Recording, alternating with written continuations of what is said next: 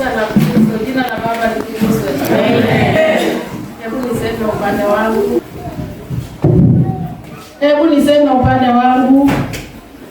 Nina shukrani nyingi kwa Kristo.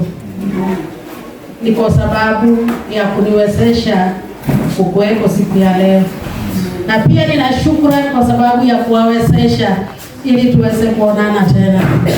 Maana ninaelewa kuonana ni kujaliwa kwake, si upendo wetu. Kwa hivyo mimi nataka kushukuru Mungu kwa wote ambao wameingia katika nyumba ya Mungu ili tusikie kutoka kwa baba yetu. Maana yeye ni baba na sisi ni watoto. Na mzazi mzuri mshauri mtoto kila wakati ili asipotee. Jina la Baba litukuzwe. Amen. Mimi nataka kushukuru Mungu ni kwa sababu ya mambo ambayo Bwana anatenda katika maisha yetu. Kwa sababu yeye kitu anataka kwetu ni tushinde ulimwengu, tuende kuishi pamoja na yeye. Hiyo ndio lengo kubwa na ndio matumaini makubwa inastahili kukaa katika mioyo yetu. Licha ya kwamba tuna changamoto mingi na tuna mambo mengi hapa duniani, lakini tusipoteze lengo. Mimi kwanza nataka kushukuru Mungu ni kwa sababu ya mume wangu. Wakati aliona nimeanza kukaa kama narudisha mawazo ukabani, akaniambia sasa naona akitukikana nataja mambo mawili matatu kuhusu nyumbani, nataja watoto. Akaelewa huyu mama mawazo imerudi nyumbani. Akaniambia kitu tafanya, wewe pumzika, wacha mimi niende nikuangalilie boma na watoto wako. Wapenda, mimi upande wangu mimi sichukui wa mama kuwa jambo la kawaida. Yes. Kwa sababu si angesema kama wewe umeanza kumbuka boma yako, shika nje urudi nyumbani. Mimi nimejua imegharimu Mungu yeye kujitolea kuacha kazi zake na kuenda nyumbani ili nami nipate nafasi ya kukaa huko. Na wakati nimeketi pale, kuna jambo nimeona na nikasikia kusema Mungu wa mbinguni amkumbuke mume wangu na kumpa uzima wa milele. Kwa sababu hiyo ndio kitu naweza kumtakia kuliko vitu vyote hapa duniani. Kwa sababu labda kama ningekuwa nimerudi ukabani, nyuso geni ambao nimeona leo katika nyumba ya Mungu singewaona. Nimeona wageni katika nyumba ya Mungu na ninashukuru kwa sababu ya kuwaona. Nasema karibuni katika nyumba ya Mungu.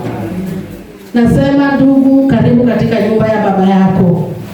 Nasema ndugu Patrick, karibu katika nyumba ya Mungu. Ndugu huyu nilipoenda kwao na wakanipa kuwahudumia, na amekaa akiuliza msichana yangu, mama amerudi. Msichana namwambia mama ngani? Anambia endo mwambie nitakuja nyumbani. Na ameendelea na hiyo jambo. Lakini Jumapili nilipotoka hapa, akawa Mungu amempa ushuhuda mwingine tofauti. Akamwambia msichana hivi, endo usalimia na mama na umwambie mama hivi, mimi nitakuja, lakini tutatangulia kanisani, ndipo tukitoka kanisani tuende nyumbani. Nataka kusema wapendwa, jambo hilo iligusa moyo wangu sana. Na nikasikia sasa hiyo itafika haraka kweli. Jina la Baba litukuzwe. Na kweli ndugu huyu amekuwa na jana, tukamuuliza akawa bado anayo tumaini. Akatuambia kesho niko huku, na kuhakikisha kweli hata ametutangulia. Kwa hivyo kitu mimi nataka kusema ni hivi. Yule Mungu ndugu Pati aliyeona unafaa uwe katika nyumba ya Mungu ili tukitoka hapa tuende nyumbani akukumbuke na kile unahitaji, kwa sababu yeye ndiye analisha wenye njaa na kiu ya neno lake. Yesu anasema yeye ndio chakula na kinywaji, akulishe na akuleshe. Na katika mambo yote ukitenda, asikusahau katika ufalme wa Mungu. Amen. Maana ameanzia mahali panafaa. Wapendwa, tuko katika nyumba hii kwa tunajua Mungu. Nashukuru kwa sababu ya mafundisho ya asubuhi, imetuandaa vizuri sana. Mimi upande wangu kuna mambo nimejijasia kuhusu ujumbe huo, kwamba mara nyingi ukiona ujumbe usisukume kwa mtu, wewe kwanza chukua mwenyewe ikusaidie, ikisaidia yule mwingine. Kwa sababu kitu kizuri si kila mtu anataka kujichukulia kwanza, sivyo kumbuke mwingine. Mimi nashukuru kwa sababu dada alipokuwa akiendelea ametaja kwa huruma wa Mungu kadha wa kadha, na ametaja kuandaliwa kwao. Wapendwa, mimi sijui wewe umeandaliwa kwa njia gani, ama wewe unaandaliwa kwa njia gani. Kitu mimi ninaelewa, mtu huandaliwa kulingana na huduma inayokuja kufanya. Na kwa sababu sisi sote ni viungo, huduma ifanani, mtu hawezi andaliwa kama mwingine. Si ametupa mifano mingi hapa, na tukiangalia kila mtu aliandaliwa kivyake. Ana vile aliandaliwa, sio vile Yusufu aliandaliwa. Jina la Baba litukuzwe. Kila mtu ameandaliwa kivyake kwa utukufu wa Mungu.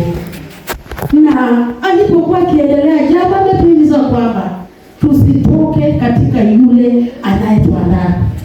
Licha ya kwamba tutakutana na mambo mengi ambayo itatutoa katika laini ya yule anayetuandaa. Wakati tunasikia tunataka kusimia moyo, tumuitishe nguvu na tumwambie Baba, niandae. Kuna mwimbaji anasema nifinyange vile wewe unapenda, ili nitoshe kwa mikono yako. Hiyo ndio jambo tunastahili, maana sisi wote ni watendakazi wa Kristo. Na mtu awali yote asijidharau. Kila mtu Mungu alimleta dunia hii kwa lengo na sababu. Na hakuna mtu atumikie Mungu. Ukiwa kwako nyumbani, ukiwa kanisani, ukiwa katika nyumba ya Mungu, utakuta kuna jambo utatenda, na hiyo ni kutumikia Mungu. Jina la Baba litukuzwe. Mimi kwa ujumbe huo, wapendwa, mimi upande wangu imeniinua sana na imenitia moyo. Na nikakumbuka wakati nimetoka huko Kitale nikaenda Ukambani, napokutana na watu wengi wanataka kuelewa, na mama huyo ulifanya uamuzi gani kwenda kukaa Ukambani? Yaani wanaona nilipoteza. Na hiyo wanaitwaje kama ninaenda kuandaliwa huko? Sasa nilienda kuandaliwa huko.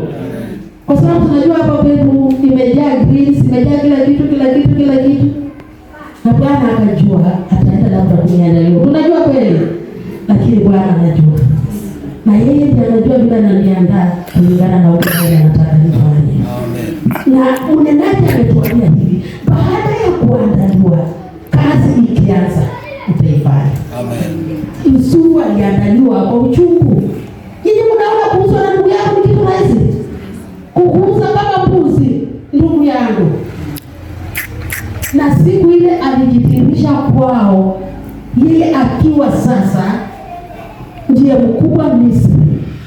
Wakaanza bla tulikuwa na ndugu yetu mwingine ikaenda siku ile alijitambulisha kwa wakasema mimi ndio ndugu yenu Yusufu mliyeniuza. Hiyo sio ujumbe wao wapendwa. Na kusia ujumbe wa asubuhi kulingana vile nimesikia imenisaidia. Amen.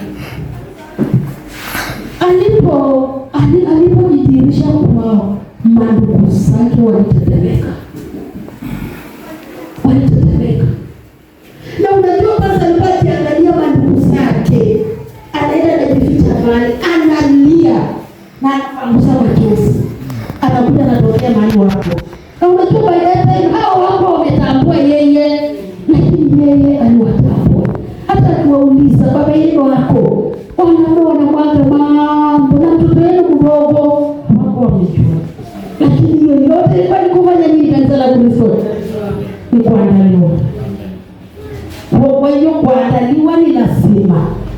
Tukiangalia manabii wote, kila mtu aliandaliwa, manabii wakubwa na wadogo, kila mtu aliandaliwa kivyake na alifanya kazi jinsi Mungu alivyopenda.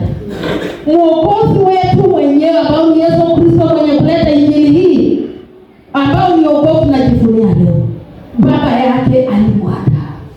Tunaona alienda jangwani, ni watu alikutana na shetani akimwambia ageuze mawe iwe mkate.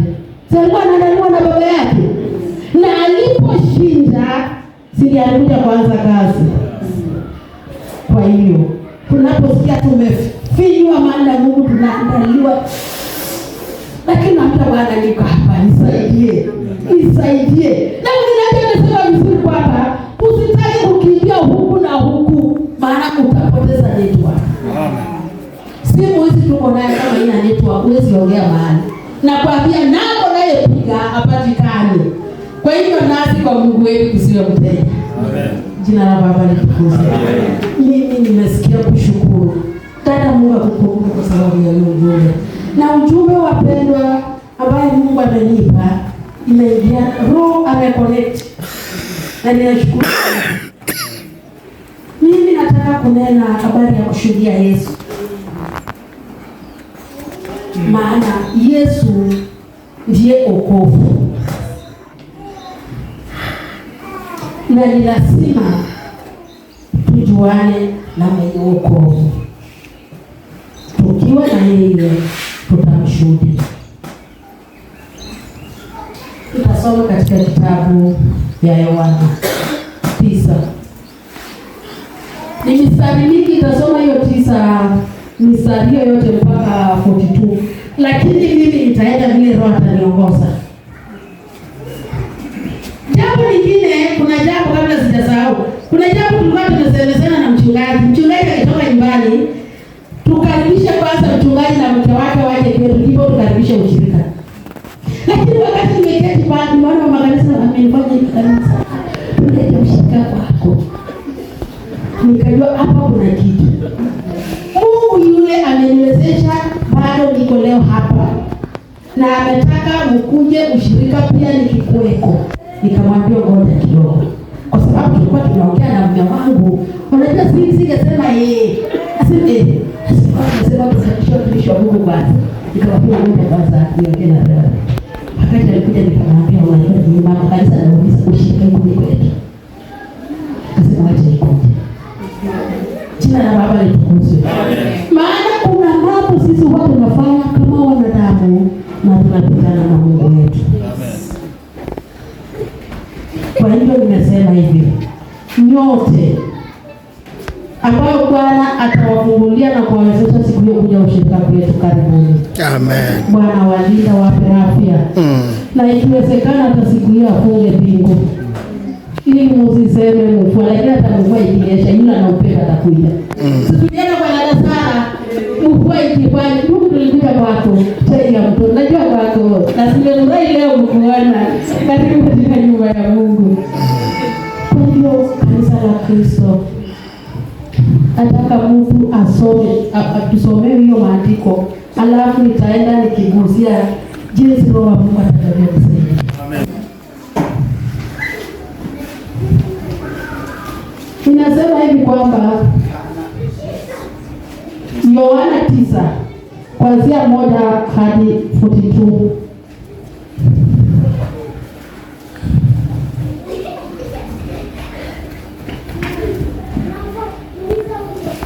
Mama yangu, karibu katika nyumba ya Mungu. Kuna jambo umesema nimenitia moyo kwamba hapa ni nyumbani. Utakuwa ukitembea tembea. Roho wa Bwana najua atanena na wewe mama yangu. Unajua watu wa Mungu tunastahili kufanya mambo kwa upendo, si kwa kulazimisha. Amen. Na nikawa nimewaambia, ukiona umefunga ndama mahali, jua ng'ombe itakula na itatafuta nini? Mnajua hii ni ndama ya ule mama. Sisi kama mnaki ni ndama ya ule. Na kama umefunga ndama, simamesema amesema hapa ni nyumbani. Yule ana roho, Bwana atamsaidia. Ninasema hivi kwamba hata kuzaliwa. Wanafunzi wake wakamuuliza wakisema, Rabii, ni yupi aliyetenda dhambi, mtu huyu au wazazi wake, hata asaliwe kipofu? Kanisa, jina la Baba litukuzwe. Huu ni wakati Yesu mwana wa Mungu alikuwa hapa duniani akitembea, akitenda kazi aliyetumwa na Baba yake Jehova Mungu wetu, ikiwa na wanafunzi aliyowachagua ili awaandae. Yesu aliandaliwa na Baba, na alipoanza kazi na yeye naye akachagua wanaume 12 awaandae, ili akiondoka kazi isikwishe ama isipotee. Akawa tayari amewacha wale wa kuendelesha kazi. Sasa akiwa na wanafunzi wakakutana na mtu kipofu, na wanafunzi wakataka kuelewa huyu mtu ni wazazi wake wakitenda dhambi ama ni yeye mwenyewe. Lakini Yesu aliwajibu hivi, akawaambia, Yesu akajibu, huyu hakutenda dhambi wala wazazi wake, bali kazi za Mungu zidhihirishwe ndani yake. Wanafunzi walielewa vile Yesu alimaanisha, na wanaelewa by that time hawako wamepokea Roho Mtakatifu. Walikuwa bado katika mwili, lakini walikuwa wanaandaliwa. Wapendwa, tunapoandaliwa, tunaandaliwa tukiwa katika mwili, ndio kutolewa sakas ya mambo yale tulisaliwa nayo. Hiyo ndio kuandaliwa.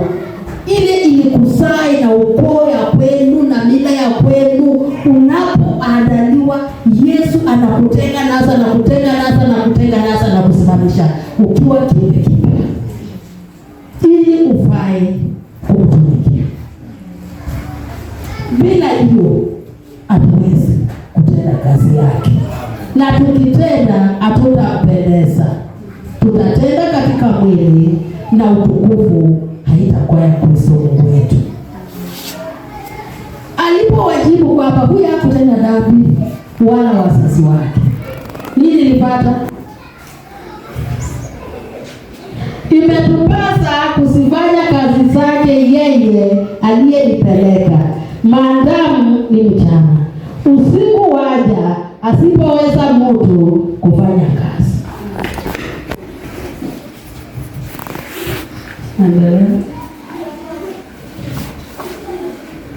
Ulimwengu, mimi ni nuru ya ulimwengu. Hiyo ulikuwa maana tu kulingana. Alipokwisha kusema hayo, alitema mate chini, akafanya tope kwa yale mate, akampaka kipofu tope za macho. Akamwambia, nenda kanawe katika birika ya Siloamu, maana yake aliyetuma. Basi akaenda na kunawa, akarudi anawa. Hivi nashangaa sana wapendwa, kwa sababu bila kukuwa na imani hatuwezi kumpendeza Mungu, kama vile neno la Mungu linasema. Kwani asimaji huyu mtu ni kipofu, na mara nyingi kipofu huwa anakuwa na mtu ambao anamshika mkono na anapewa fimbo, naenda liko mamonga hivi anaelekezwa.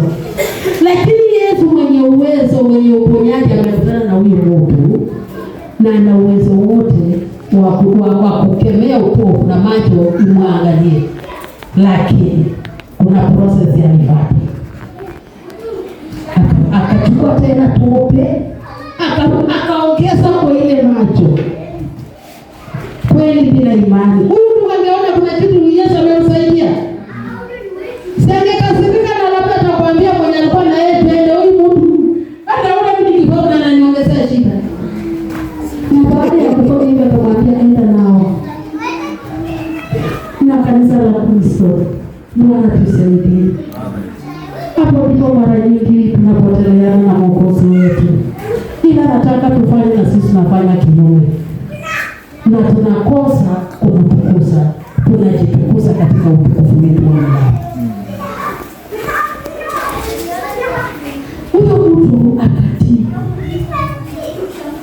Kitu ya kwanza alifanya, alitii alivyoambiwa, na akashika njia akaenda akanawa. Na aliponawa ndipo miujiza ikapatikana. Mara nyingi wapendwa, si Roho wa Mungu ananena nasi. Ile kitu tunastahili kuelewa hivi kwamba kila mtu ana Mungu ndani mwake. Kwa njia gani? Wakati Mungu alitengeneza amri 10 na akapea wana wa Israeli, ikawa inabebwa na ile sanduku. Musa alipojaribu kufundisha wale watu hiyo mambo hawakushika. Na wakawa kinyume sana na Musa. Ndipo Mungu akaona atatengeneza agano lingine tofauti na hiyo. Na akasema ile atatengenezea haitafanana ya baba zetu ya kubebwa hivi. Si alisema atatupa katika nia zetu na katika mioyo. Ile mioyo tulifundishwa na mchungaji last Sunday kwamba moyo wa mwanadamu ndio store ya kila kitu. Kwamba moyo ikikataa jambo, mwili haiwezi kufaulu kutenda hiyo. Na moyo ikikubali, hiyo jambo inafanya nini? Ni muda sikuwa nayo, ningeshuhudia kidogo mambo yale tulibarikiwa nayo na Sunday. Lakini naangalia muda nikaona ni Mungu atanisaidia. Huyo ndugu akarudi anaona. Kwa sababu ya kufanya nini? Alisikia moyoni kutii bila ameambiwa. Licha kwamba ameongezewa matope kwa macho. Na aliporudi anaona, basi jirani zake na wale waliemuona zamani kuwa ni muombaji wakasema, je, huyu si yule aliyekuwa akiketi na kuomba? Au watu waliona kitu tofauti. Kwa sababu gani? Yule kipofu alitii sauti ya mwenye Yesu, akaenda akanawa. Na baada ya kunawa muujiza ikapatikana. Amen. Na wale walikuwa wa kwanza kumuona ni mwenye wake. So walikuwa wamemuona siku nyingi akiwa hiyo. Walipomuona waliona akiwa mtu tofauti. Maana walijua ni kipofu na anaishi kwa kuomba. Wapendwa, mmekutana na vipofu wengi vijijini, town, kila mahali. Lakini majirani hawa wakataka kujua ni yeye. Wengine wakasema ndio, wengine wakasema la. Lakini amefanana naye. Yeye mwenyewe alisema mimi ndiye. Ana nguvu yote. Kitu ya kwanza, mwalimu si anawaona. Wacha vile alikuwa tu akisikia sauti, lakini hawaoni. Lakini sasa hivi wanamjua mtu akishtuliwa na jambo siku ile kuondoa macho waangalie. Mimi nimeteleka. Na anakodoa yake na waangalia. Mimi. Maana sasa kuna kubishana walibishana. Wengine wanasema ni yeye, wanasema hapana, si yeye, wanafanya. Lakini yeye mwenyewe akasema ni yeye. Nini ilisababisha hiyo kutii? Jumapili kijana wetu ndiye alitufundisha Sunday school na alinitia moyo sana. Alituambia hivi kwamba tukitaka kuelewana na Mungu tutoke kwa kiburi. Kiburi inatutenga na Mungu. Na akatuambia hivi kwamba neno la Mungu katuambia kupitia huyo ndugu kwamba hatustahili kujisifu kwa neno lolote ila kwa ajili ya Bwana. Amen. Huyo ndugu naona akiwajibu akiwa na nguvu nyingi sana. Maana ushindi wake amejipatia kwa sababu ya kutii. Angeinuka na hiyo kiburi ambao Roho wa Mungu alitukataza Jumapili, majirani zake hawajaona kweli. Yeye mwenyewe ndiye alitangulia kuona muujiza kwa kufunguliwa macho mpaka kufikia majirani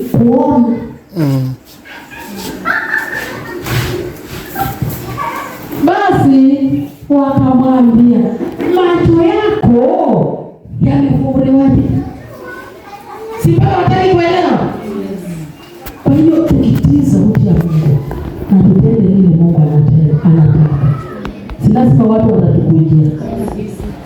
Hivyo wapenda, vile huwa tunang'ang'ana kuhubiri na watu waogopi, ni kama tulichunguza vizuri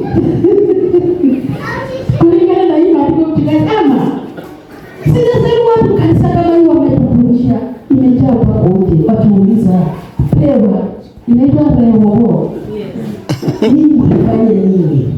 Hata kama sitabuku vizuri, nini muelewe hiyo, si mnajua yaani hao wanataka kuelewa. Baada kwa sababu gani watu wameishi na yeye wana hiyo ushuhuda, na kwa mtana mtu anawaangalia bila wanamwangalia, wakataka kujua ulifumbuliwaje. Hapo sasa ndipo topic yangu inaanzia, tumshuhudie Yesu. Tusikieni ndugu bila anasema hapa. Yeye akajibu, mtu yule aitwaye Yesu alifanya tope, akanipaka macho, akaniambia, nenda Siloamu ukanawe. Basi nikaenda na kunawa, nikapata kuona. Hajamshuhudia Yesu ama hajamshuhudia? Na uelewe, ameshuhudia mtu hajamuona. Unajua kiambiwa hivyo, hakukuwa anaona. Sasa bado ni kipofu. Ndio aongezewe tope na ambiwa aenda nao. Hata kuona Yesu tena akisura inakaaje. Na Yesu akajiendea zake, na yeye akashika njia akati. Lakini hapa ushuhuda wa Kristo anawatolea. Anawaambia, mtu aitwaye Yesu ndivyo aliniambia nifanye hili na nifanye hili, sasa ninaona. Kwa hivyo Kristo, kanisa la Kristo, tutamani tunyenyekee chini ya mwenye wokovu, ili akitutumia watu watapata ushuhuda na watataka huyo Yesu kumwona. Kwa sababu tukiangalia siku ya Pentekoste, wakati wanafunzi walipokea Roho Mtakatifu, wakati Yesu aliwaandaa na kuna agizo aliwapa, aliwaambia msianze kazi kabla ya nguvu, na akaenda kwa Baba kwamba anaanza kazi, na yeye huyo akarudi kwa njia ya Roho, akaingia ndani ya Petro. Siku ya Pentekoste akakaalia kila mmoja, na hapo sasa ndio ilikuwa mwanzo wa kazi yao. Pale wakati alikuwa na wao, alikuwa anawaandaa na wangefanyaje kazi, na walikuwa baba wako pamoja na yeye. Lakini sasa si anaondoka, sasa nao waanze kazi ile waliandaliwa kwayo. Hiyo ndio maana nimesema kila mtu ataandaliwa huduma ile atafanya jinsi Mungu mwenyewe apendavyo. Na kuandaliwa ikiisha, lazima huyo mtu ataingia kwa kazi na watu wataona kazi yake. Nimeongea hivyo nikakumbuka nilipoenda Ukambani, kuna jambo niliona na ikatatiza moyo wangu. Kuna jambo nilitatiza ni kwamba tukawa tukienda kila mahali, kama kuna ugeni, watu wanasema tunajirimia asimamie. Lakini moyoni nikipima, sisikii jambo ya kusimamia. Hadi simamie wapishi. Nikawa nituwauliza, na mimi nauliza nini wamama na wasee. Mimi hata huku hii lugha sijajua vizuri. Na tunaweza enda mahali, kuna mambo watu wataongea, na kwa sababu lugha ya wenyewe, unajua kama unajua huwezi kujua kila kitu. mtasimamia? Mtajuaje kama mtasimamia vile mnataka, badala ya kuweka mtu yule anaelewana nayo vizuri? Wakawa wananiambia hapana, tutakuwa tukikueleza vile utafanya. Lakini ndugu Patrick, ni kama sina. Siku moja tukaenda mahali na nikawa nang'ang'ana nao. Siku moja mwingine akasema, na wewe mama, utuambie huduma yako ni gani?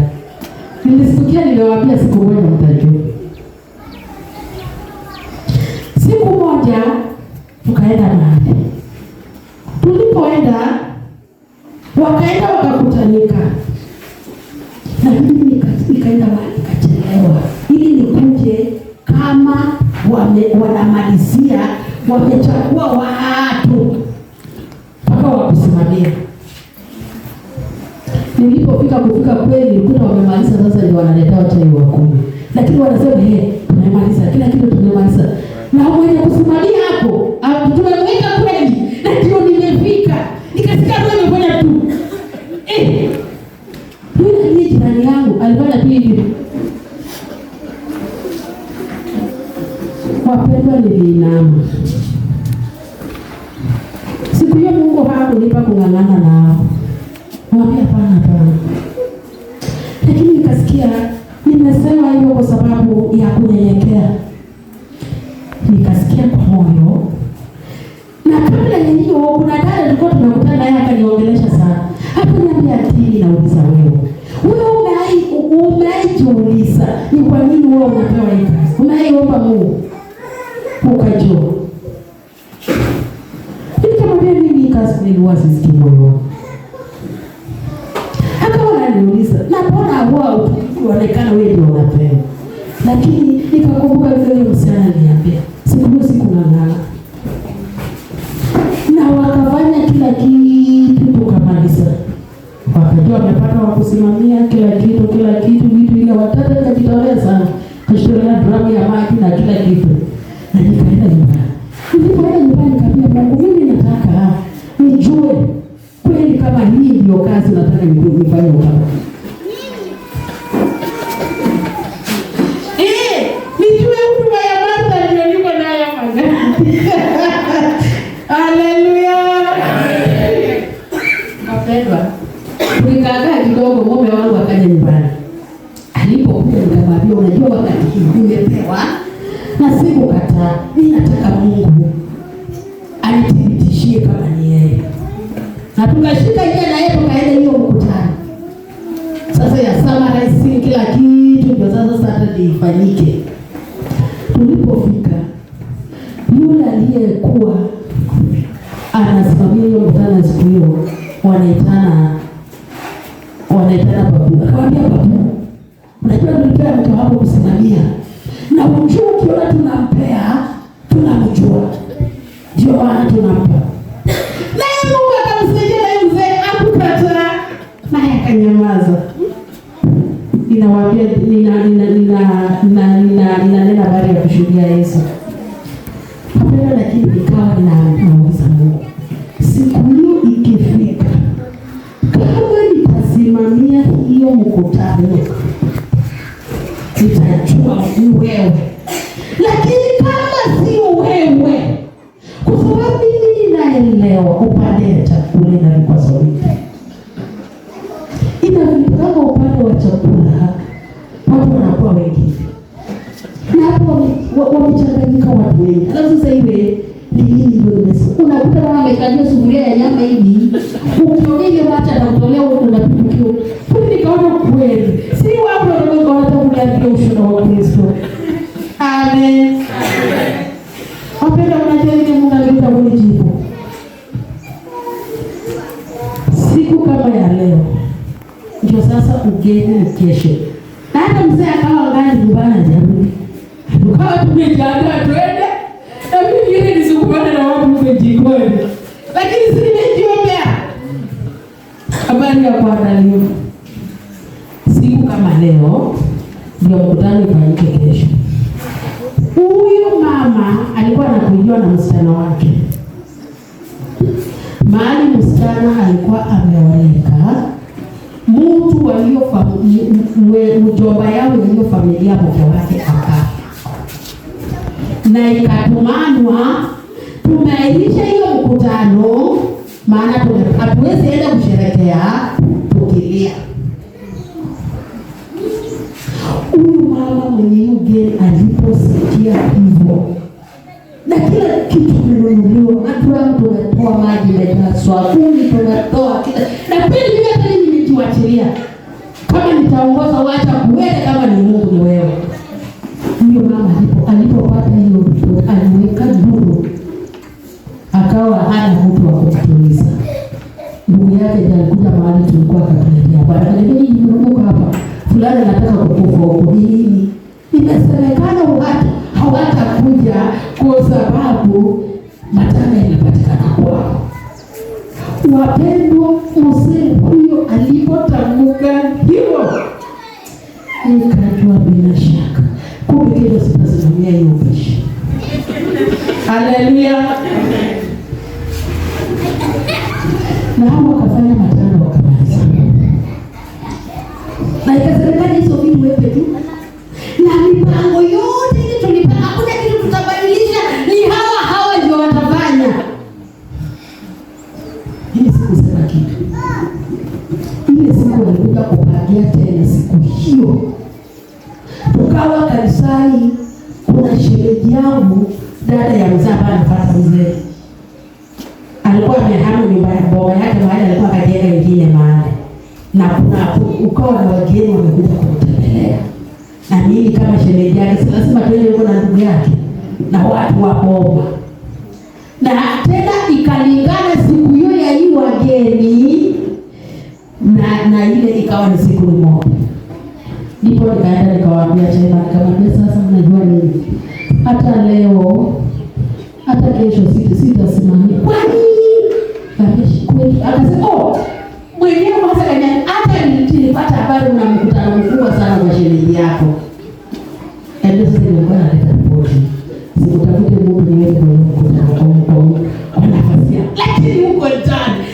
Na Bwana utukuzwe. Kwa sababu kila sababu ya watu. Kila Bwana utukuzwe. Wapendwa, tukimwamini Yesu na tutake atufinyange vile anataka, hata tuweka mahali tutakuwa na mmoja, atajua vile tutamtukia kwa njia ambayo itamletea yeye mwenyewe utukufu. Na itakuwa hivyo, sisi tukaenda huko tukafanya mkutano. Baada ya sisi kurudi, ile kitu nilikuja kusikia kwamba wale wageni walikuwa wanakuja, hawakukuja vile walipatana na wenye Boma. Na huyu mama akawa naamuka na kundi nataka kwenda kupiga hiyo watu ndio wape kwa Boma yake waende. Wapendwa, kama ningekuwa pale nilikuwa msimamizi. Mama mmoja kumbe ulijua Mungu atakupenda. Yaani ushuhuda. Mimi niko wapi? Ndugu mwenyewe aliwashuhudia kwamba Yesu aliyenipaka tope na akaniambia nini, na sasa nimerudi nafanya nini? Naona. Wakamwambia yuko wapi huyo? Akasema mimi sijui.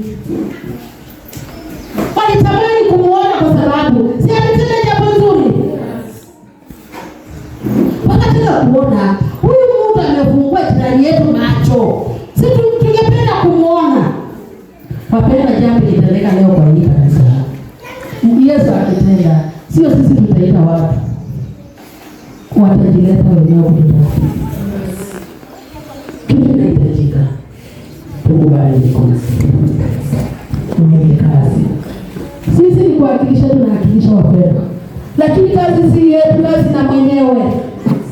Yeye tukimkubali, ndio maana nasema tukimwamini. Kumwamini kumkubali ndani mwetu. Yeye atatenda kazi yake. Yeye mwenyewe alisema hivi kwamba yeye aliletwa na baba yake na baba yake mwenyewe anatenda kazi yake ndani mwake. Amen.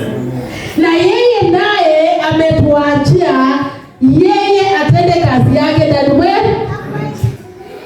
lakini tukijitukuza katika mwili, yeye atapata nafasi ya kutenda kazi na sisi. Kwa hivyo kanisa la Kristo atusaidie. Mnasikia hii ujumbe kama unaielewa kweli? Haleluya. Ukataka kuelewa huyu mtu wako wapi? Yeye kabisa sijui. Na yeye aliwajibu vizuri, maana hawakuongea na Yesu sasa vile mimi natoka hapa naenda mahali fulani, hapana. Sasa naye kuwajibu mimi sijui. Basi wakampeleka kwa Mafarisayo yule aliyekuwa kipofu zamani. Nayo ilikuwa Sabato, hapo Yesu alipofanya zile tope na kumfungua macho. Najaribu kusoma mistari mingi ili nienda haraka. Basi Mafarisayo nao wakamuuliza tena, jinsi gani ulivyopata kuona? Akawaambia, alinitia tope juu ya macho nami nikanawa na sasa naona. Sasa washuhudia Mafarisayo. Anaendelea kushuhudia nani? Yesu. Basi baadhi ya Mafarisayo wakasema, mtu huyu hakutoka kwa Mungu kwa sababu ashiki Sabato. Wengine wakasema, awezaje mtu mwenye dhambi kufanya ishara kama hizi? Ukawa mateka kati yao. Haleluya. Amen. Ushuhuda wa Kristo ikatoka. Mafarisayo sasa wamepelekwa wapi? Kanisani. Naye wakamuuliza, ulifanyaje? Akawaeleza. Lakini kuna kitu walimweleza. Walimwambia huyu mtu atoki kwa Mungu kwa sababu ashiki siku yao ya Sabato. Mimi nauliza nini? Sabato na Kristo nani mkubwa? Kristo ndiye mwenye Sabato. Lakini hao watu wakataka kuchanganya huyu ndugu. Kwamba asaliane kwa njia nyingine, wacheni waambie kanisa ile kitu hao watu walikuwa wanataka ushuhuda wa Kristo. Ndio hawakutaka iende hapo. Maana ikiende watu watamwamini Kristo na wataishia kwa Kristo. Na wataongoza nani? So wataongoza wafasi. Wataongoza washirika. Sasa ndio wakataka kushimisha ushuhuda wa ndugu kwa njia ya kukonviza Sabato. Lakini lengo yao ni ushuhuda hii. Hawakutaka iendelee. Lakini kuna watu Yesu tayari akawa amewafungua macho. Wakaona hizi jambo ya kawaida. Mtu kufunguliwa macho. Wakawa grupu ngapi? Wakawa grupu mbili. Basi wakamwambia yule kipofu mara ya pili, wewe wasemaje katika habari zake kwa vile alivyokufungua macho? Akasema, ni nabii. Haleluya. Amen. Ndugu yeye akakatalia. Nimewaambia ujumbe asubuhi imeshikana na hii. Dada nituambia nini? Bora tunapoandaliwa tusitoke wapi? Hapo. Kumbe ndugu huyu kwa kipofu, na Yesu alitangulia kuambia wanafunzi mwanzo walipomuuliza hiyo swali kwamba wazazi wake hawakutenda dhambi na hata huyu mwenyewe, ni ili kazi ya Kristo ifanye nini? Idhihirike. Upofu hiyo ilikuwa na sababu. Ilikuwa ya kumshuhudia Kristo. Na ndugu sasa hapo kazini anashuhudia nani? Kristo. Ikasababisha watu wakagawanyika. Wengine wakawa upande wa Kristo na wengine wakawa upande wa Mafarisayo. Wale wanashikilia siku. Tunaposoma hapo kuna kitu tunastahili kuelewa. Siku na Kristo nani mkubwa? Kanisa la Kristo. Nyinyi mnajua leo vizuri tukisimama na Kristo na hata kutenda ishara na miujiza hapa. Nyinyi mnajua pema inaanza kutoka tatu. Waseme nyinyi mko na imani nyingine. Pasta unaia hapa. Pekawa ya pema inaweza kukataa. Nisema hapana. Sisi pema taratibu yetu ni hii na hii na hii na hii. Lakini nani tunastahili kushuhudia? Wakamjaribu, wakamuuliza wewe unasemaje, maana wewe amekufungua macho. Jamaa akasema ni nabii. Maana si amepatia faida. Au si amekaa nao wakiwa na hiyo siku ya Sabato na haikumfungua macho. Kwa nini asikuwe na nguvu ya kuambia ni nabii? Maana amemsaidia.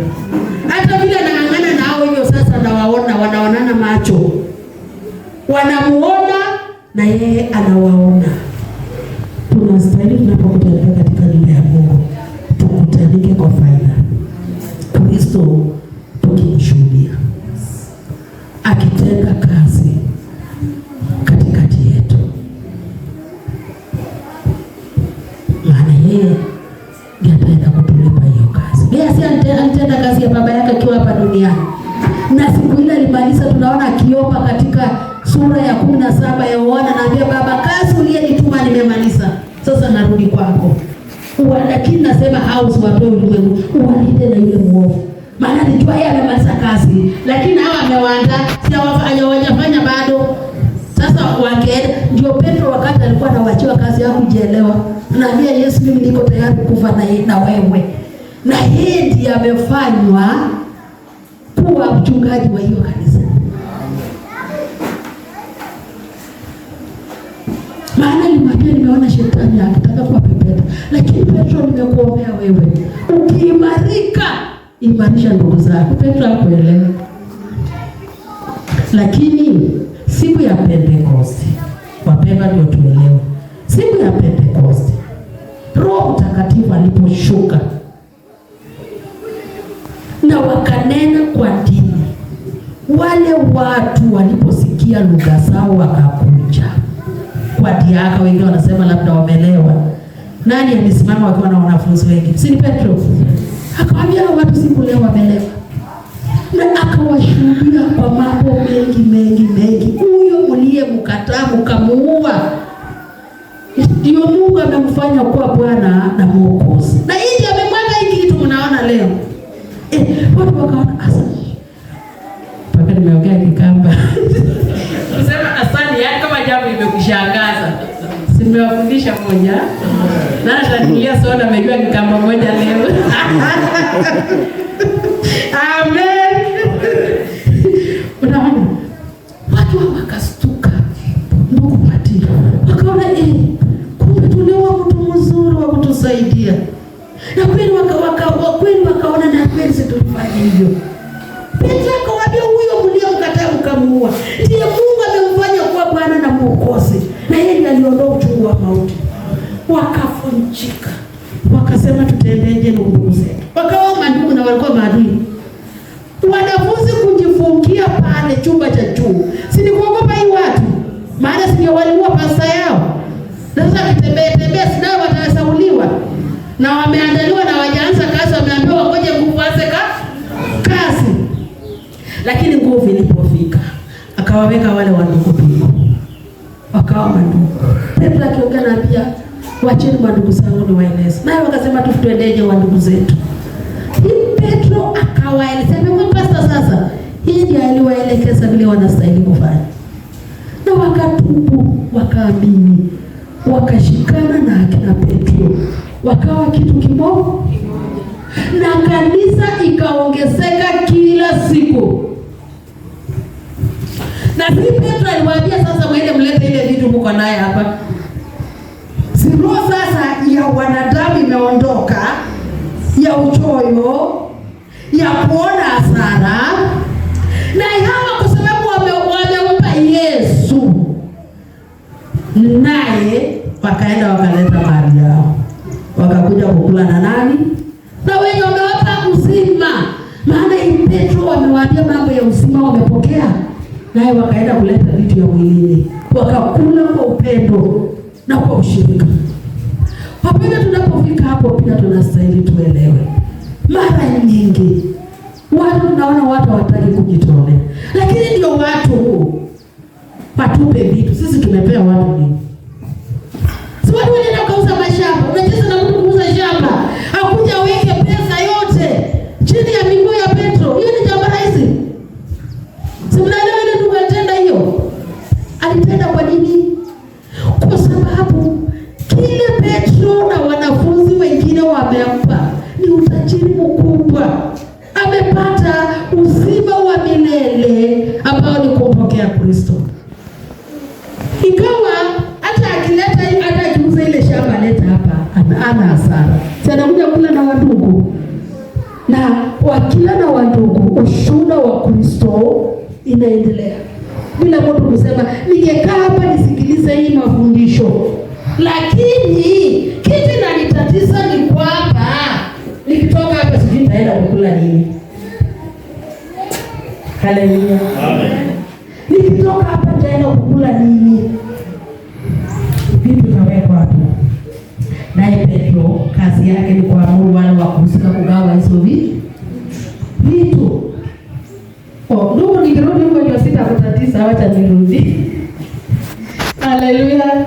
Ili nisikutatize. Amen. Amen. Kwa hivyo tukiwa na Kristo wa kweli ndani yetu, hatutangana na watu. Ni kushuhudia. Na ile kazi akiwa ndani yetu hadirika. Na watu wanaleta mali zao kumtumikia Kristo naye. Maria Magdalena alipochukua hatua ya kwenda kwa Yesu, yeye mwenyewe kwanza aligarabika na mafuta yake, na alipotolewa pepo zile ilikuwa ikimsumbua. Hakunyamaza, alitoa ushuhuda wa Kristo. Kama angeshuhudia Kristo, wale wa mama tunasikia wakubwa wenye cheo aliwaleta watumikie Kristo na mali zao wangepatikana. Sawa, ni watumikia Kristo pamoja na wanafunzi. Kwani hii treasure Yuda alikuwa nayo, kwani ilitoka wapi? Si ile watu walikuwa wakitoa. Kwa hivyo wapendwa, tusikimbie kwa Mungu kusa watu watupe vitu. Tuambie Yesu atusaidie tukubali kukaa na yeye. Tukikaa na yeye, yeye atanena na watu. Ataangalia hiyo aone Mama Jeremia na dada Regina wanataka kupeleka ushuhuda wangu Eldoret na wana fare. Atanena na mwenye atatupa fare. Tunaona anakuja na tuambia wadada, Mungu amenisumbua usiku, ameniambia niwaletee. Sisi dada tunasema amen, tumepata fare kutupeleke Eldoret. Twende tushuhudie nani? Kristo. Kazi kubwa ni kumshuhudia Kristo. Ndio kazi kubwa. Na tukishuhudia Kristo tutakuwa na hasara. Atutoe zaka sote. Maana kila mtu ana damu ile inamsaa. Na hiyo damu ndio Yesu alikuja kumwaga yake ya Mungu. Isafishe hii iliyezaa ikakuzaa ili tuwe wake, atutumie jeza penani. Kwa hivyo ndugu huyu akawachana na upofu, akaanza kushuhudia Kristo. Watu wakatengana. Baadhi Wayahudi hawakusadiki habari zake ya kuwa alikuwa kipofu kisha akapata kuona. Hata walipowaita wazazi wake yule aliyepata kuona,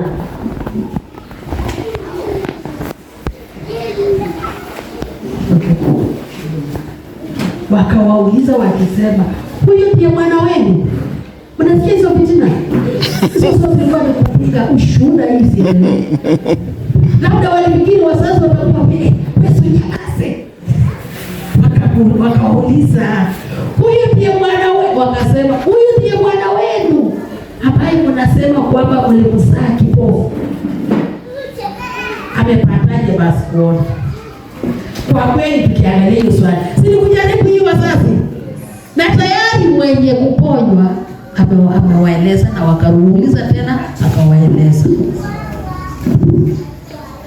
Wazazi wake wakajibu wakasema, tunajua ya kuwa huyu ndiye mwana wetu, tena ya kuwa alizaliwa kipofu, lakini jinsi aonavyo sasa hatujui, wala hatujui ni nani aliyefumbua macho. Muulizeni yeye mwenyewe, yeye ni mtu mzima, atajisemea mwenyewe. Wakaogopa. Na mimi nauliza kanisa la Kristo, kama kuna watu wangeshangilia, si wazazi wa huyu ndugu? Kwa sababu walimzaa akiwa kipofu, na leo pamepatikana mtu wa kufungua mtoto wao macho. Hata kaa tena akiwekwa barabarani akiomba, atashika nje aenda jitafutie kama ni kazi, ativalie na apate mahitaji ya kumsaidia na kusaidia wengine. Lakini hawakusimama na ushuhuda wakiwa mtoto wao. Walisema kwamba yeye ni mtu mzima, sio nitakuruka. Na hiyo ndio maana mnaona Yesu alileta wokovu. Unajua wakati alikuwa analeta kwa grupu, wakati wa Musa, si ilikuwa mtu mmoja akitenda dhambi au watu wanakaa kwa hema, safari ya wana wa Israeli iendelee mpaka wakati Mungu atanena ndio safari ifanye nini, iendelee. Lakini Mungu alipokaa akaona hiyo watu wengi watakosesha wengine biko, akasema wacha ikuwe ya mtu purposely. Mimi nisiangalie mume wangu, asipookoka sitaokoka, na yeye asiniangalie nisipookoka hataokoka. Maana sitashika hiyo makoti yake tuingie na yeye, na yeye atashika nda yangu tuingie na yeye. Hapana, ni pambana. Lakini tulikuja hapo, kuna mahali Yesu aliweka sheria. Sheria ni kusema, yaani Yesu aliweka upendeleo.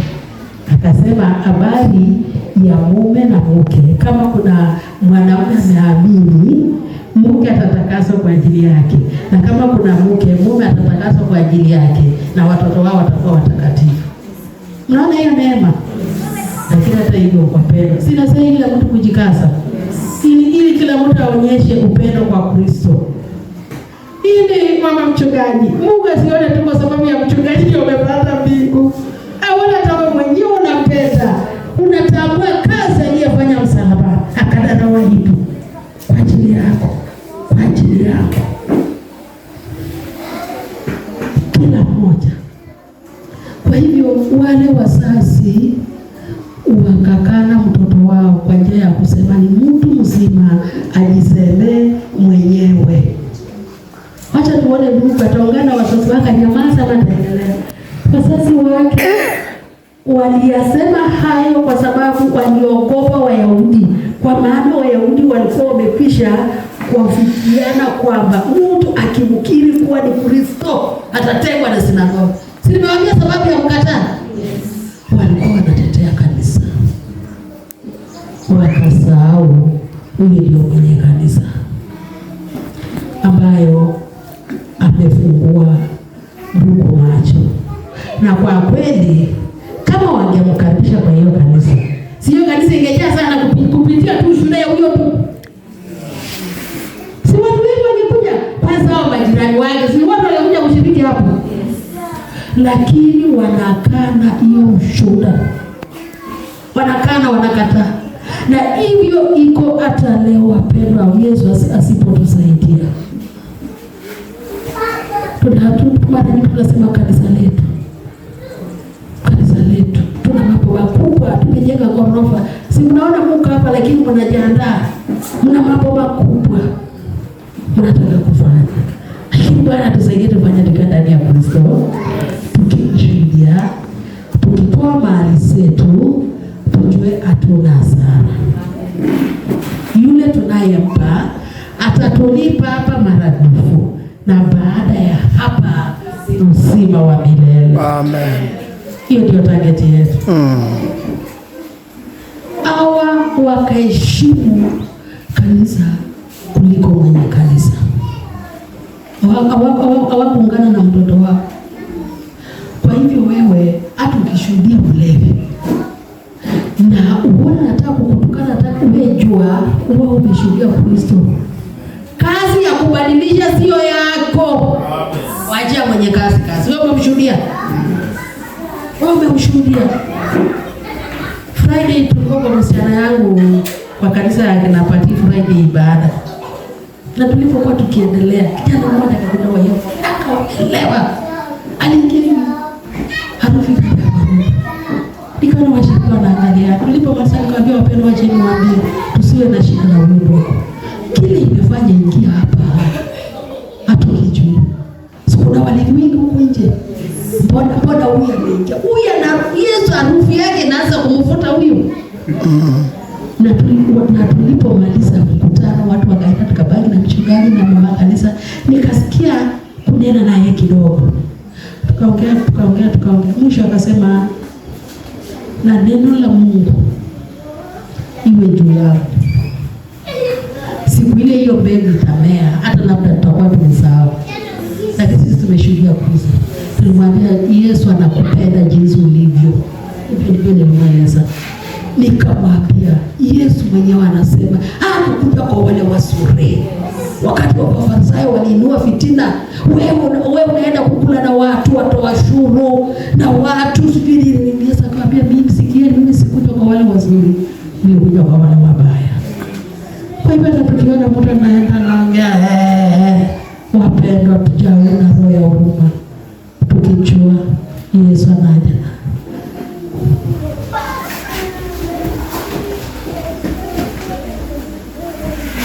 Ndiyo sababu wale wazazi wake walisema ni mtu mzima, muulizeni yeye. Basi mara ya pili wakamuita yule mtu aliyekuwa kipofu. Hapo napenda sana. Wakamwambia, mpe Mungu tukufu. Sisi tunajua ya kuwa mtu huyu ni mwenye dhambi. Basi yule mtu akajibu kwamba yeye ni mwenye dhambi, sijui. Najua neno moja kuwa mimi nilikuwa kipofu, sasa ninaona. Haleluya. Amen. Alimchanganya na mambo mengi afute ushuhuda wa Kristo. Lakini yule ndugu hakutoka hapo. Kama ninajua mwenye dhambi sijui. Kitu mimi ninajua nilikuwa kipofu. Na sasa tunaona. Na sasa nafanya nini? Ninaona. Basi wakamwambia, alikutendea nini? Alikufungua macho jinsi gani? Akajibu, nimekwisha kuambia wala hamkusikia. Mbona mnataka kusikia tena? Nyinyi nani mnataka kuwa wanafunzi wake? Kunichimba hivi na kitu. Kama njaingia kuambia simkubalini Yesu jabeli. Hawatendee mambo mazuri kama. Amen. Kwa sababu mbona mmenifuatilia sana? Ninawaeleza mpaka mmeleta wazazi wangu na bado mnarudia. Bwana tupe ujasiri ya kumshuhudia. Amina. Mahali popote tu. Amen. Hata kama tuna mambo inatufinya. Lakini tujue Kristo anaishi. Tunastahili kumshuhudia wakati wote. Basi wakamshutumu wakasema, wewe ni mwanafunzi wake yule. Sisi tu wanafunzi wa Musa. Naona mahali wanapeleka. Yes. Sisi tunajua ya kuwa Mungu alisema na Musa. Bali yule atujui atokako. Yule mtu akajibu akawaambia, hii ni ajabu kwamba ninyi hamjui atokako, naye alinifungua macho. Amen. Haleluya. Amen. Tukikatalia katika ushuhuda wa Kristo, tukimwamini hatutakosa ishara na muujiza. Ile Bwana atatutetea, atalisha mioyo yetu na atatuonyesha chakula cha kiroho kando na chakula ya mahindi ile tunafanya kitale. Tunajua ya kuwa Mungu hawasikii wenye dhambi, bali mtu akiwa mcha Mungu na kuyafanya mapenzi yake umusikia huyo. Tokea hapo haijasikiwa ya kuwa mtu ameyafungua macho ya kipofu ambaye alizaliwa hali hiyo.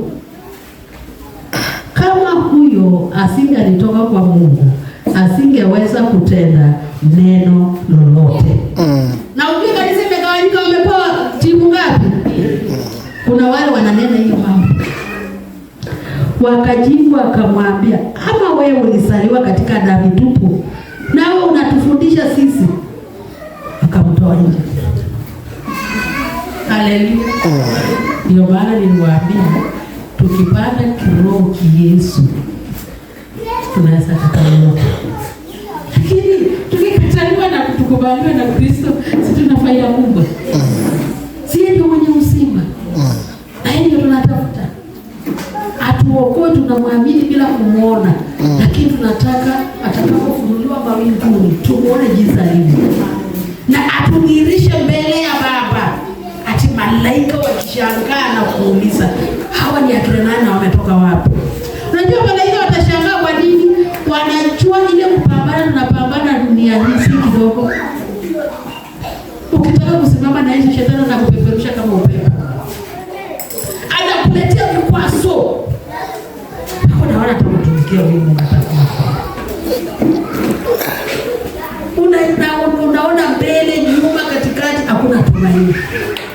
Lakini mafundisho ya asubuhi imetuambia wakati wowote tusitoke, badala ya kutoka katika kumtumaini mwenye kutusaidia, tudumu katika kuomba na kumngoja, naye atakuja, kwa sababu yeye ndio njia, kweli na uzima.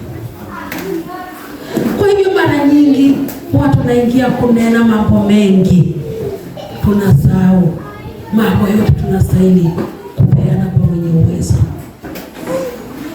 Kwa mfano saa hii nchi yetu iko kwa hatari sana, sijui kama mna habari. Wapendwa, tunastahili tulie kwa sababu ya nchi yetu, bila kusema tukitoa huyu tuweke huyu, sasa ndio tutakuwa vizuri. Bila Yesu kuna jambo linaweza mzuri. Mwanadamu si mwanadamu, bila Yesu atatudanganya na pia atatenda bila atatenda. Mimi nauliza, wakati tulikuwa na uhuru, watu walikuwa wanasema hii Kikuyu wanapenda pesa na nyanyasa nchi. Wacha tuweke rundo. Askari hapa bwana sikiwe. Lakini mimi ni Yesu. Amen. Hallelujah. Amen. Wacha tuweke Mungu kwa sababu yeye anajua shida. Hapa kimsasa kwa mayai. Sasa atainua nchi na vijana wa mama na mama mboga na kwa sababu kwa kweli matumaini ya watu huko. Watu dabida neno la Mungu linasema tusimeke tumaini kwa mwanadamu. Na yeye mwenyewe anakuambia ataaniwe, ategemea. Na huku moyo wake umefanya nini? Umemwacha Bwana. Huyu ndio huyu ambao huyu Mungu anashuhudia hapa. Ndiye anatengeneza nchi yetu. Unajua tukikaa na Yesu vizuri anaweza kubadilisha huyu tuko naye. Na apeleke nchi vizuri. Juzi kuna mahali nilikuwa siku nyingine mahali jioni. Na nikapata hapo na taarifa nikaanza kusoma. Rais akatokea. Weka tu maiki. Rais alipotokea nikasikia nimesema na rais wetu amekonda. Niliposema hivyo, wababa wawili walikuwa wameketi waliangalia wakacheka. Unajua hiyo kucheka walimaanisha nini? Kumbe huyu anatetea huyu na sisi tunataka kumtoa. Wakacheka kuona hawana yeye, wanaongoja 2027 atolewe tupate mtu mzuri.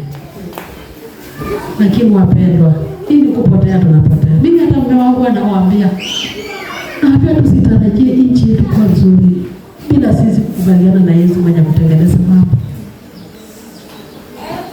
Kwa sababu kama ni serikali, kanisa linastahili kutetea serikali.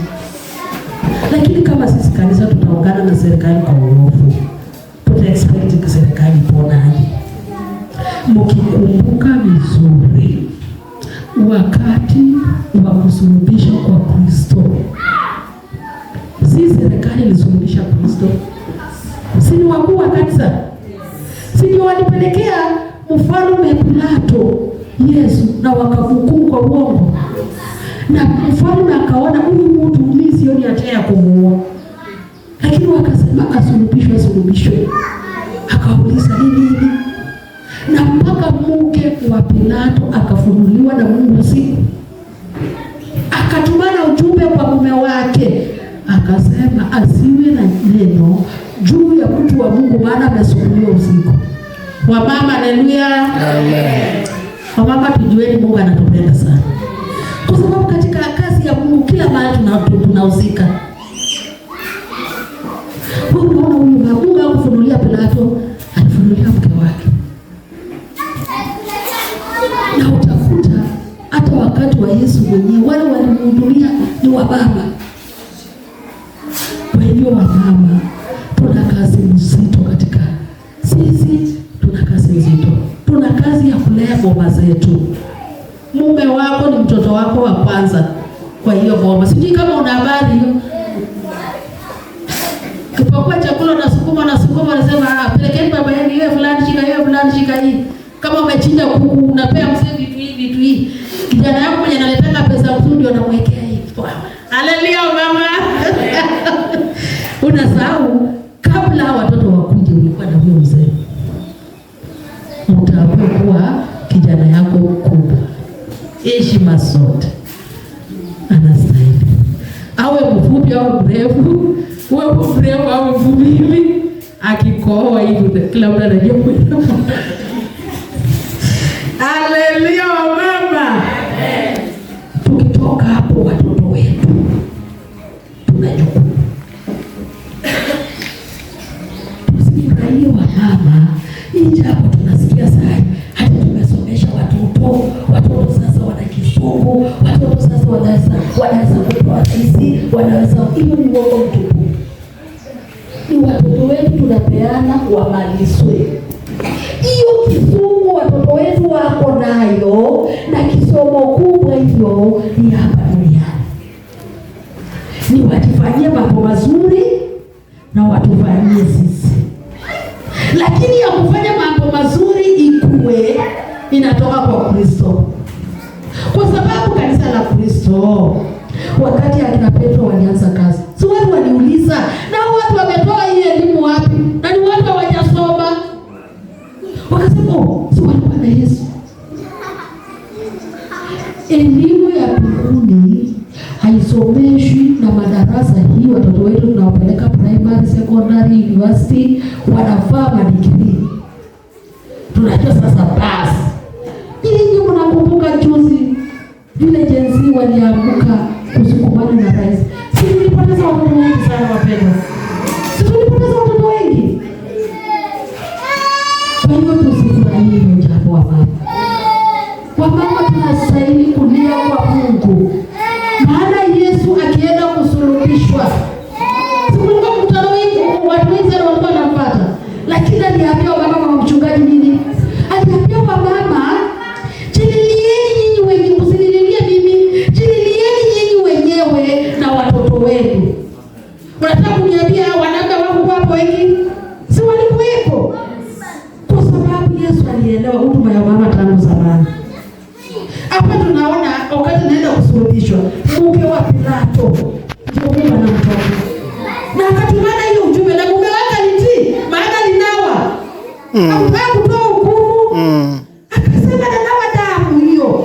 Na wakafurahia, wakasema wenyewe Wayahudi wakasema hiyo damu iwe juu yao. Kwa hivyo tusidanganyike kwa njia yoyote. Kwani tukiwa na watoto wasomi, wakisimama na hiyo kisungu tuwapeleke State House, atikie sasa nchi yetu itapona. Tusidanganyike. Maana serikali wakati wa kufufuka kwa Kristo. Kwa nini? Wakati Yesu alisikwa, Simon alipokuja akaomba mwili wa Yesu akaenda kazika.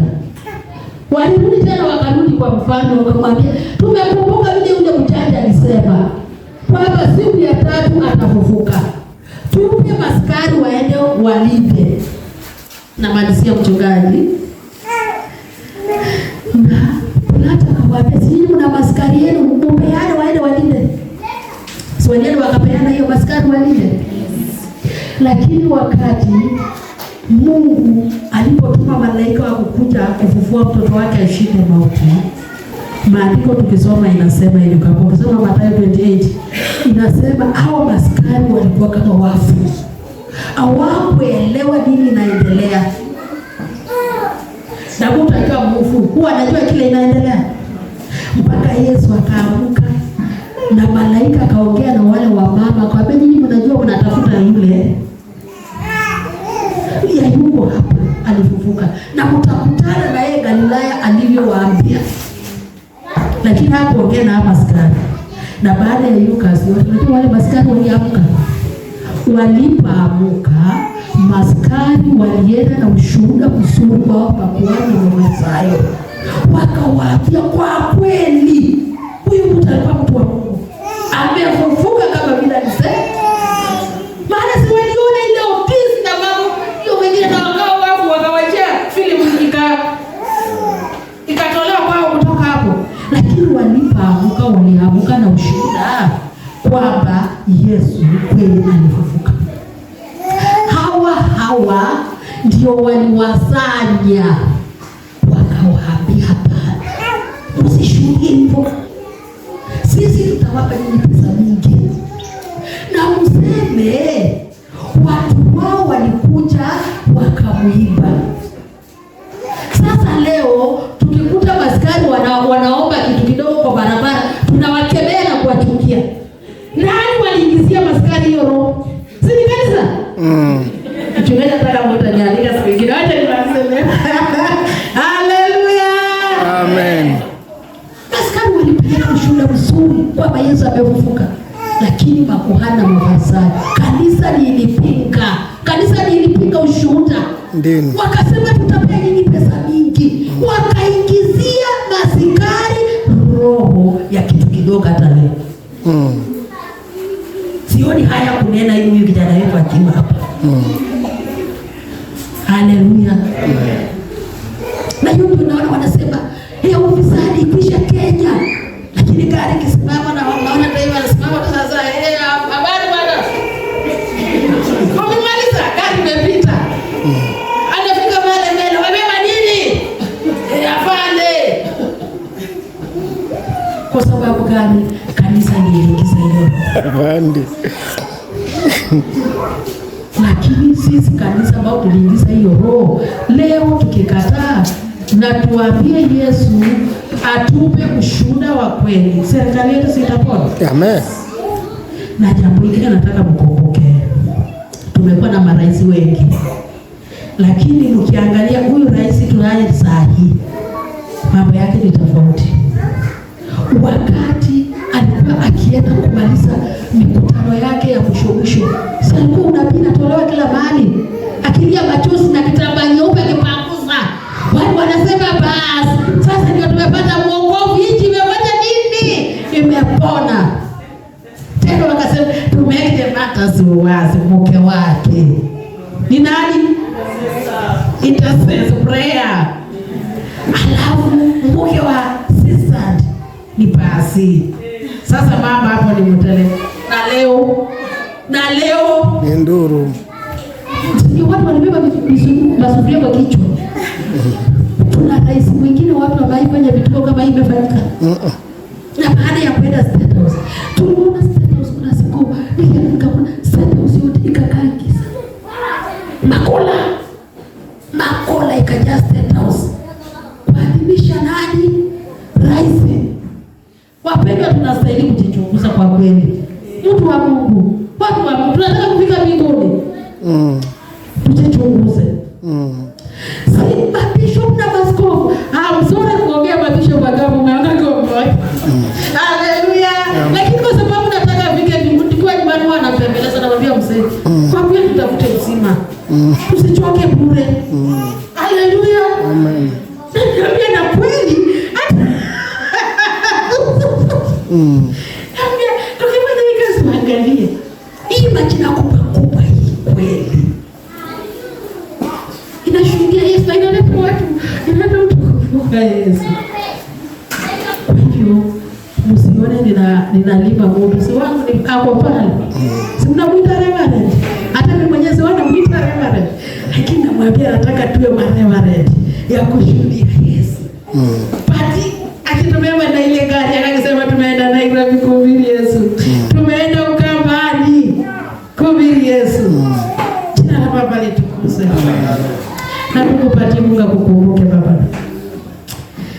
Na njaa na kiu ile uko nayo kwa sababu ya Mungu mwenyewe akulisha. Amen. Na kwa tendo ile ulitenda kushuhudia Kristo. Wapenda kuna kushuhudia Kristo katika matendo. Ndugu huyo wakati nimesikia amekuja hapa, kuna kitu hata mimi nimejifundisha kwake. Kwa sababu kuna wakati ule msichana yangu ndugu yake akagojeka na akalazwa hapo hospitali.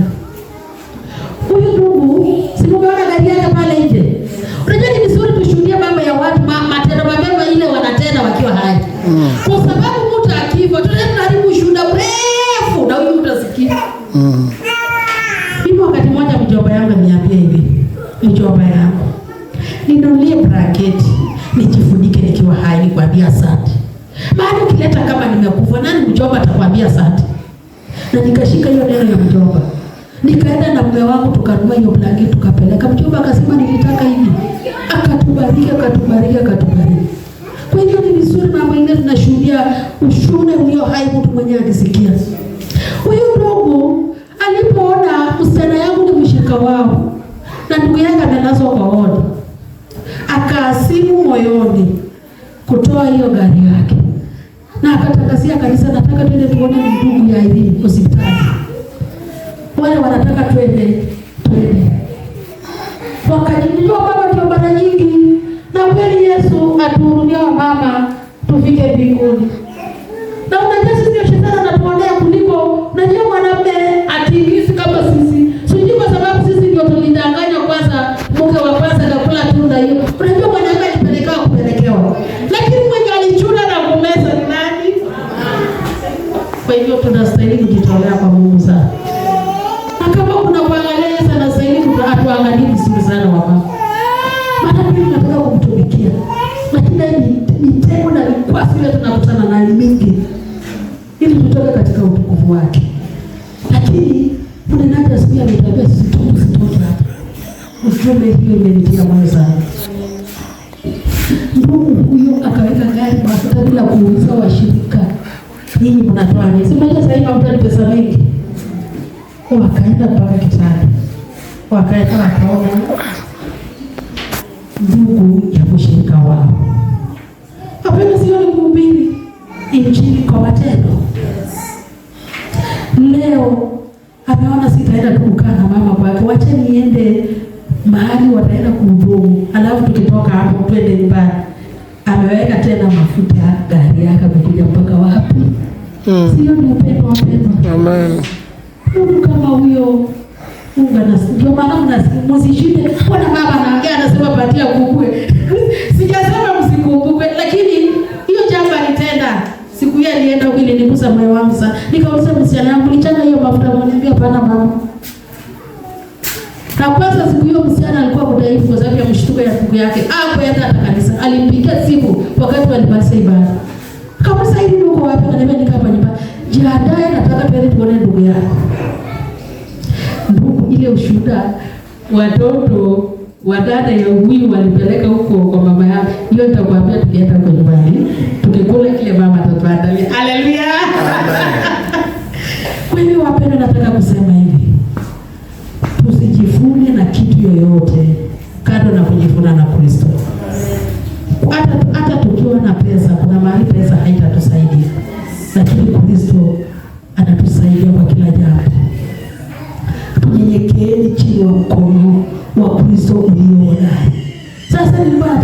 hivi, serikali hii, sisi kanisa ndio tunastahili kutafuta Kristo mwenye kutengeneza, tukipona na nchi itapona. Na nikasema wamama tulie sana, maana kuna umwagikaji wa damu mwe natafuta nchi yetu kila election ikifika. Na unajua mama babi kiharibika, wanaume wanasaidia msituni. Nani wanaumia sana? Sisi baba na watoto wetu. Kwa hivyo tujiombe. Hata kama tunajua kuna jinsi wamechukua makura watafanya, tujue hiyo Kisumu. Siku moja nilikuwa naongea na kijana yangu. Tukaongea nikamwambia kijana yangu baba utanipatia. Yes ma. Akitaka niseme yes ma. Nikamwambia baba, unaona hizo madigiri niko nayo? Haisaidii katika kutengeneza hii nchi yetu.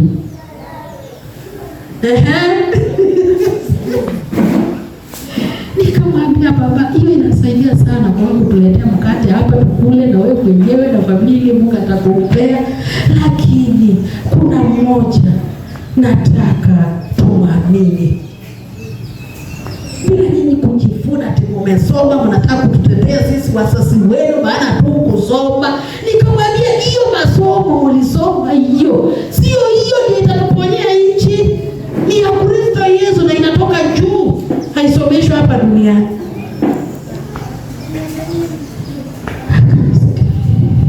Sio hiyo jamaa, akiona hapo mahali mama amefika. Mama kupendeanga hiyo sana. Exactly mama. Na mimi hiyo ukweli ndio mtoto wangu kae ukijua. Hilo kikaa Nairobi hiyo. Ukienda kushikana na vijana wenzako ati mmesoma, mko na madigiri, ati muone mtu ameharibu nchi. Kisumu yenu inatengeneza, Kisumu yenu bila Yesu hamutasaidia nchi. Kanisa la Kristo. Jina la Baba litukuzwe. Amen. Mungu wa amani wabariki. Ndugu akatupwa nje. Alipotupwa nje, unajua Yesu alimrudia huyo Mungu na akamuongelesha. Mwisho nasema nini? Yesu akasikia kwamba wamemtoa nje, naye alipomuona alisema, wewe wamwamini mwana wa Mungu? Akamsema, wewe unamwamini? Hakusema hapo amemuona. Akaulizaje? Naye akajibu Yesu hapo. Naye akajibu akasema, ni nani Bwana nipate kumwamini? Yesu akamwambia, umemuona, naye unayesema naye ndiye. Akasema, nani Bwana? Akamsujudia. Ametetea mtu mpaka wazazi yake wamependa kwanza kumjua. Unaweza kutana na mtu anasema, "Yeye unasema mmeokoka. Huyo Yesu umemwona? Si alikufa." Sijui anajua hiyo maneno yote, anataka kuchallenge vile wa challenge huyo Mungu. Uone hebu nani kwambia, unajua bifu. Sikuni usema watu wanasema ati mbinguni ni jana. Ati viti yote wanafunzi imejaza na wanafunzi. Mafundisho inayoni ya kutoa katika uzuri wa Mungu. Kama Yesu angekuwa na haja na sisi, angekuwa amechukua kanisa. Lakini kwa nini bado? Kwa sababu anavumilia sisi tukamilike, ili kila amewekea wale waliotutangulia tusiwachwe. Mungu wa amani awabariki.